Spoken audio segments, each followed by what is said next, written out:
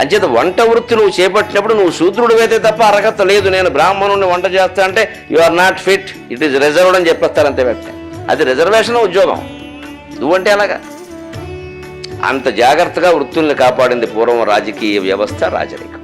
ఇవాళ ఆ రాజరికాన్ని మనం వదిలేసాం, ప్రజాస్వామ్యం తెచ్చి నెత్తి మీద పెట్టుకున్నాం.